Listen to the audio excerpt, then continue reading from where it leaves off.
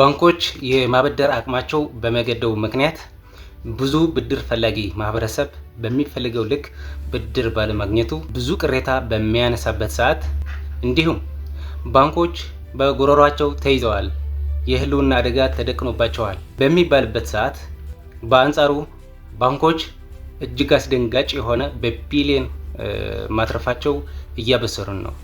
ታዲያ ይህ ትርፍ ከየት መጣ አላላችሁም? እንዴት?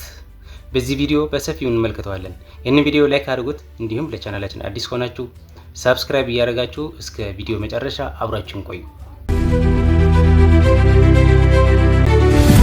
እንደሚታወቀው የባንኮች የማበደር አቅም ብሔራዊ ባንክ ወደ 24% ብቻ እንዲወርድ አድርጎታል። ካለው የኑሮ ውድነት ወይ ደግሞ በዋጋ ግሽበት ምክንያት ከሰበሰቡት አጠቃላይ ዲፖዚት 24% ብቻ ነው ማበደር የሚችሉት።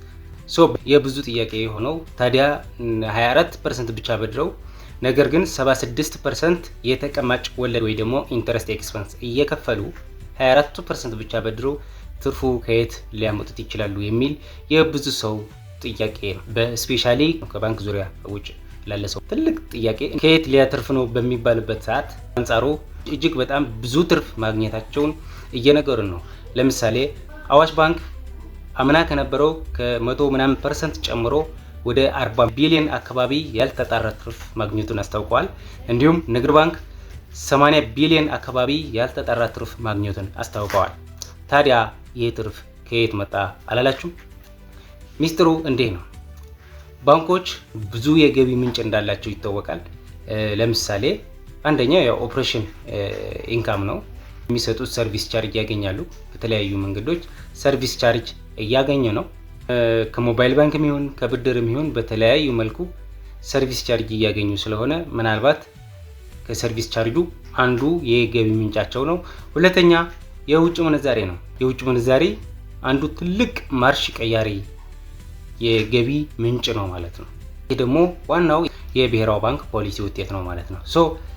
ባንኮች የውጭ ምንዛሬ በጨረታም ይሁን በምንም ይሁን ከብሔራዊ ባንክ በመውሰድ ዶላር ለሚፈልገው ማህበረሰብ ዶላር በማቅረብ ዶላር መግዛትም መሸጥም ከዛ ደግሞ ትርፍ ያገኛሉ ማለት ነው።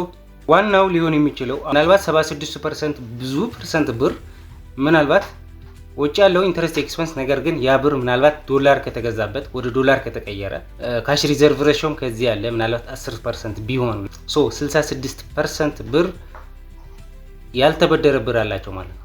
እነዚህ ይህንን 66% ብር ባያበድሩት ራሱ ምን ያደርጉታል? ዶላር ይገዙበታል ማለት ነው። ምናልባት ይህንን 66% ወደ ዶላር ይቀይሩትና ዶላር በመሸጥ የሚያገኙት ትርፍ ሊሆን ይችላል የሚል ነው።